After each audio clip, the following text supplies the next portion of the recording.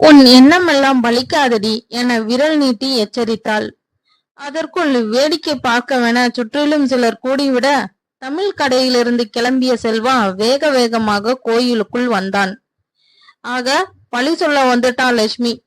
பெத்தவங்க இல்லாத பிள்ளையோட சொத்து பத்தையும் புடுங்கிட்டு வீட்டை விட்டு துரத்தி விட்ட நீ எல்லாம் பாவம் பார்த்து வீடு கொடுத்த என்ன குறை சொல்ல தகுதியே இல்ல.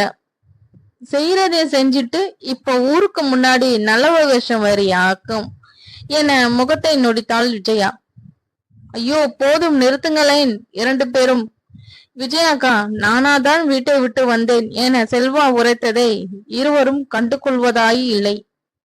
ஏன் நீ என்னை வீட்டையே எழுதி கொடுத்துட்டியா? மாசமானா வாடகை வாங்குறதானே. ஒண்ணும் மரியாதை என் பிள்ளைய ஏமாத்தி ஒண்ணுக்கு ரெண்டா கூட்டி தானே வாங்குற என லட்சுமி எகிற. ஐயோ பெரியம்மா அப்படியெல்லாம் இல்ல, சரியாதான் வாடகை கொடுக்கிறேன் என செல்வா இடையில் வந்தான். நீ சும்மா இரு கண்ணு என செல்வாவை லட்சுமி அதட்ட. நீ பெத்த பிள்ளையாக்கும் பிள்ளை மாதிரி நடந்திருந்தா அவன் ஏன் உங்களை விட்டு வந்து உங்களுக்கு எதிராகவே தேர்தல்ல நிக்க போறான்? உங்களுக்குள்ள என்ன பிரச்சனையோ என்றாள் விஜயா. இருவரையும் கட்டுப்படுத்த இயலாது தலையில் கை வைத்தபடி பரிதாபமாக பார்த்தான். எங்களுக்கு எதிரா தேர்தல்ல நிக்க சொல்லி தூண்டி விட்டதே நீதாண்டி. அது மட்டுமா ஒத்த பிள்ளைய பெத்தவங்க இல்லாதவன் வசதியானவன்னு வளர்ச்சிடலாம்னு எதிர்பார்த்தியா? உன் தம்பி இல்லன்னு உன் பொண்ணை வச்சு செல்வாவை உருவாக்கிக்க நினைக்கிறியா? ஊருக்குள்ள சொல்லிக்கிட்டாங்க. அதுக்குதான் சொத்தை எல்லாம் நாங்க பாதுகாத்து வச்சிருக்கோம். இனி உன் எண்ணம் நிறைவேறாதடி என லட்சுமி உரைக்க, பெரியம்மா போது நிறுத்துங்க என செல்வா பெரும் குரலில் கத்தினான். கேட்டுக்கொண்டிருந்த விஜயா அதிர்ந்து கலங்கினாள். தங்கள் புறம் தவறே இல்லை எனும் போது நியாயமான கோபம் எழ, என் பொண்ணு கறந்த பாலை விட சுத்தம்னு எனக்கு தெரியும். தரங்கட்டத்தனமா பேசுற உன்கிட்ட இறங்கி வந்து பேசின பாரு, என்னைய அடிச்சுக்கணும் என்ற விஜயா அற்பமான பார்வையோடு திரும்பி நடக்க தொடங்கினாள். என்ன பெரியம்மா இதெல்லாம்? கோவில வச்சு இப்படி சண்டை கட்டுறது உங்களுக்கு அழகா என கேட்டான் செல்வா. அவரே அவனை வீட்டிற்கு அழைத்தார். அவர் அன்பில் நெகிழ்ந்தவன் அவர் மனம் நோகாதவாறும் மறுத்தான். வளர்த்தவர்கள் ஆகையால் செல்வாவின் பிடிவாதம் நன்கு அறிந்தவர். பிடிவாதம் என்பதை விட எடுத்த முடிவில் நிலையாக நின்று நினைத்த செயலை முடிப்பவன் என்பதுதான் சரி. காலை உணவு நேரம்னு தமிழ் கடை நோக்கி சென்று கொண்டிருந்தான் செல்வா. காலை நேரமே வீதிகளில் அனைத்தும் விரிச்சோடி இருக்க தமிழ் கடையில் அவனையும் மணியையும் தவிர யாரும் இல்லை. சைக்கிளில் வந்த கரிச்சட்டி சைக்கிளை நிறுத்திவிட்டு ஆடியவாறே உள்ளே வந்தான். வந்தவன் தமிழ் முகத்திற்கு முன் கைகளை நீட்டி, அண்ணே ஏதாவது வித்தியாசம் தெரியதா என்றான். கணக்கு எழுதி கொண்டிருந்த தமிழ், இல்லையே என்னடா என்றான். நல்லா பாருங்கண்ணே என மூக்கில் இடிப்பதை போன்ற நீட்ட முறைப்போட நிமிர்ந்தான் தமிழ். இதுல இருந்து இப்ப நீ என்ன சொல்ல வர்றது என்ன என கேட்டுக்கொண்டே தன் முன்னிருந்த அவன் கைகளை முறுக்கினான். ஐயோ விடுங்கண்ணே, நான் விருந்துக்கு போகவில்லை. இல்லண்ண இல்ல, அதாவது நம்ம சாம்பாரை விட ருசியாவா அவனுங்க மட்டன் சால்னா வச்சிருப்பாங்கன்னு பார்க்க போனேன் என கதறினான். தின்னுட்டு வந்தது மட்டுமில்லாம எனக்கே வாசம் காட்டுறியா? மணி அந்த அரக்கண்டியை அடுப்புல வைடா என்றான். தமிழன விட்டுடுன அவனுங்க கிடாக்கறிய போடலன, வேற கறிய போட்டு ஊரை ஏமாத்துறாங்க. நான் கண்டுபிடிச்சிட்டேன், நம்ம சாம்பாரு தான் ருசி என்ன என கதற கைகளை தளர்த்தியவன் அவன் முதுகில் சுளிரென அறையொன்றை வைத்தான்.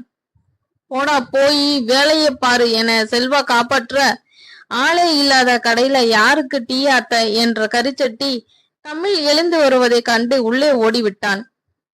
சாப்பிடவா மாப்பிள என்ற தமிழ் செல்வா அழைத்தவாறு அருகில் வர வாசலில் பாலா பைக்கில் வந்து நின்றான். என்ன மச்சான், ஊரே நம்ம விருந்துல தான் இருக்கு, நீ மட்டும் இங்க இருக்க? ஒருவேளை சாப்பாட்டுக்கு வழி இல்லாம இருக்கிறவனுங்க எல்லாத்தையும் கூட்டிட்டு நீயும் வந்துடு என்றான். செல்வாவை தான் சாடுகிறான் என அனைவருக்கும் புரிந்தது. தமிழுக்கே கோபம் வந்தது. அருகில் கொதித்து கொண்டிருக்கும் தண்ணீரில் ஒரு சொம்பை எடுத்து பாலாவின் முகத்தில் ஊற்றிவிடலாமா என அவன் நினைத்து கொண்டிருக்க அதற்குள் பாலா சென்று இருந்தான். போடா போ, முள்ளப்பன்றி பூங்கா, ஜஸ்ட்ல தப்பிச்சிட்டான் என்ற தமிழ் செல்வா பக்கம் திரும்பி, நீ சாப்பிட வாடா மாப்பிள்ள என அழைக்க அமைதியாக எழுந்து சென்றான். ஆள் யாரும் வராததால் இன்னைக்கு தோசை மட்டும்தான், கொஞ்சம் அட்ஜஸ்ட் பண்ணிக்கோ என்ற தமிழ் பரிமாற அமைதியாக உண்டான் செல்வா. கிராமங்களில் தெருவிற்கு தெரு ரெஸ்டாரண்ட் இருப்பதில்லை. ஊரிலே ஒன்று அல்லது இரண்டு சிறிய உணவகம்தான். அதிலும் அவர்கள் வைக்கும் பதார்த்தங்கள் மட்டுமே. தான் வேண்டியதை ஆர்டர் கொடுத்து காத்திருக்கும் உண்ணும் முறையெல்லாம் இல்லை.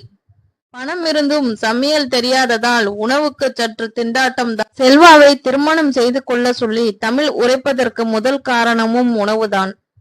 பாலாவின் தோப்பிற்கு சற்று தொலைவில் அவர்கள் குடும்பத்திற்கு பாத்தியப்பட்ட மாடசாமி கோவில் ஒன்று உள்ளது.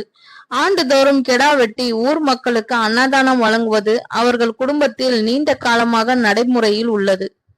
அதுவும் தேர்தல் நேரம் என்றால் கோவிலில் ஊருக்கு ஒரு நாள் விருந்தும் தோப்பில் சுத்தமான கல்லும் என கட்சி வேட்டிகளுக்கு 10 நாள் கொண்டாட்டமாக இருக்கும். 5 வருடத்திற்கு முன் கடந்த முறை ராமசாமி தேர்தலில் நின்ற போது செல்வா பந்தி மாறி கொண்டிருந்தவன் தான். இதுவரை போட்டியாளர்கள் யாரும் இல்லாததால் ஒரு விருந்திற்கே ஒட்டுமொத்த ஓட்டும் விழுந்தது. இம்முறை செல்வா போட்டியாக நினைத்தனர். ராமசாமியால் செல்வாவை சாதாரணமாக எண்ணிவிட விருந்தும் கொண்டாட்டங்களும் ஒரு புறம் இருக்க, பண்ணை வீட்டிற்கு பசுபதி மொத்த வாக்காளர் பட்டியலையும் கொண்டு வர, பாலா அவர்களுக்கான பரிசு பொருளாக வெள்ளிக்குடங்களையும் கொண்டு வந்து இறக்கினான். நம்பிக்கையான பெரிய தலைகள் சிலர் ராமசாமி கொடுத்து அனுப்பிய 2000 ரூபாய் கட்டுகளையும் பிரித்து கொண்டிருந்தனர். வழக்கத்திற்கு மாறாக இம்முறை ராமசாமி அதிகமாக செலவு செய்து கொண்டிருக்க, பசுபதி ஒருபுறம் கணக்கிட்டு கொள்ளவும் தவறவில்லை. இன்னும் 10 நாளில் தேர்தல் இருக்க முழு மூச்சாக தயாராகி கொண்டிருந்தனர். செல்வா உண்டு முடிக்கவும் அவனுக்கு எதிரே தமிழ், மணி, கரிச்சட்டி 3 பேரும் வந்து அமர்ந்தனர். டே மாப்பிள்ள, நாமளும் பிரச்சாரத்தை ஆரம்பிக்கணும் என தமிழ் ஆரம்பிக்க, ஆமானே என்ற கரிச்சட்டி அவர்கள் செய்திருக்கும் ஏற்பாடுகளை பற்றி விவரித்தான். அதுவரை அமைதியாக இருந்த செல்வா அவர்கள் அலப்பறையை பார்த்து லேசாக சிரிக்க, மாப்பிள்ள கையில எவ்வளவு வச்சிருக்க என்றான் தமிழ். எதுக்குடா என்றதும், அடே அவங்க வெள்ளிக்கடம் கொடுக்கும் போது விளக்கண்ணி கிண்ணமாவது நாம கொடுக்க வேண்டாமா என்றான் தமிழ். அதெல்லாம் ஒண்ணும் வேண்டாம் என மறுக்க, எதுக்குடா, ஜெயிக்கிற எண்ணம் இல்லையா என்றான். பணம் பொருள் கொடுக்கறதெல்லாம் தப்பு, இதுவே முத்து இருந்தா இப்படி செய்வானா என செல்வா கேட்க, நொந்து போய் தன் நெற்றியில் அடித்து கொண்டான் தமிழ். இவனை வச்சு எப்படிடா தேர் இழுக்க? அடே, முத்து இருந்த ஊர்ல எல்லாருக்கும் நல்லாவே தெரியும். எல்லாருக்கும் நல்லது செஞ்சிருக்கானா, ஆனால் உன் மூஞ்சி எங்க 4 பேரன் தவிர யாருக்குமே தெரியாதுடா. இவன் வேலைக்கு ஆக மாட்டான். நீங்க ஏதாவது ஐடியா இருந்தா சொல்லுங்கடா என்றான். செல்வாவை ஓரளவிற்கு ஊர் மக்களுக்கு தெரியும். அண்ணே, என்கிட்ட ஒரு ஐடியா இருக்கு என கரிச்சட்டி உற்சாகமாக, என்னன்னு சொல்லு என்றான் தமிழ். செல்வா அண்ணாவை ஊருக்குள்ள எல்லாருக்கும் தெரிய வைக்கணும், அவ்வளவுதானே. நாளைக்கே நம்ம கடையில அண்ணன் தலைமையில இலவசமா பரோட்டா இட்லி திங்கிற போட்டி நடத்தலாம். எல்லா பயிலுகளும் கண்டிப்பா கலந்துக்க வருவாங்க. அப்போ நாம ஓட்டு கேட்கலாம் என்றான் உற்சாகமாக.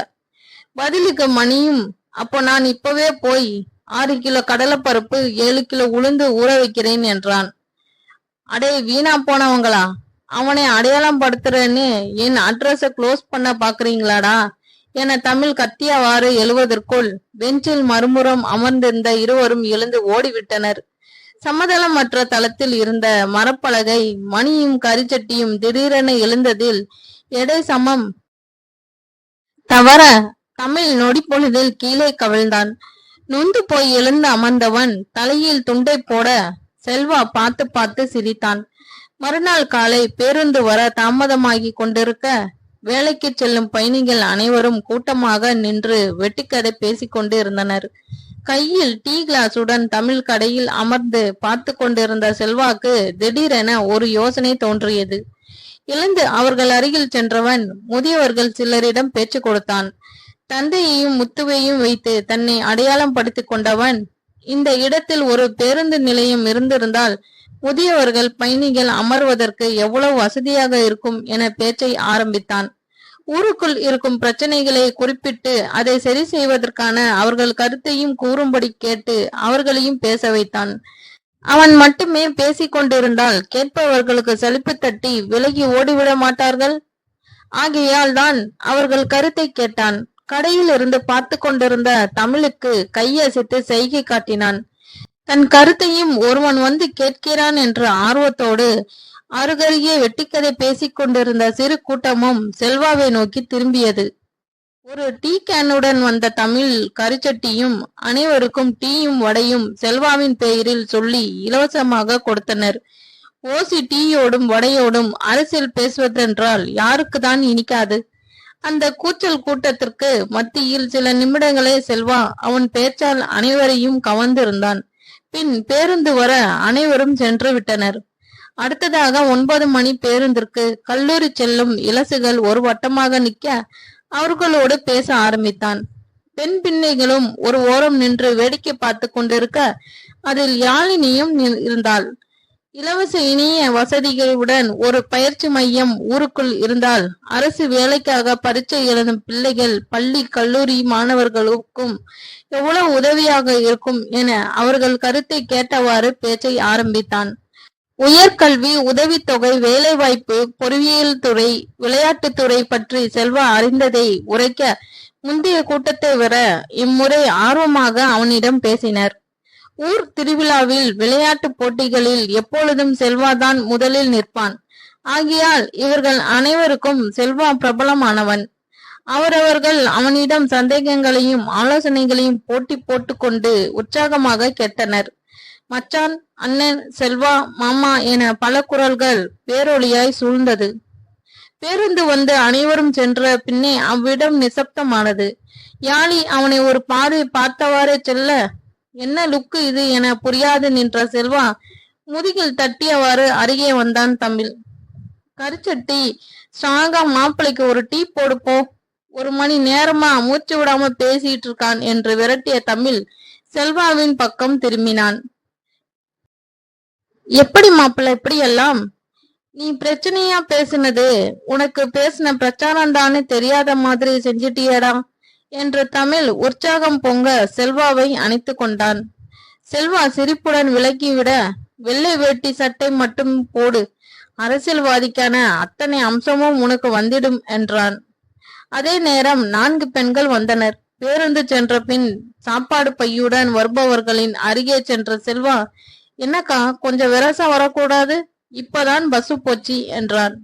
எங்க தம்பி, இன்னைக்கு பார்த்து தெருக்குழாயில குடிநீர் தண்ணி வந்துடுச்சு.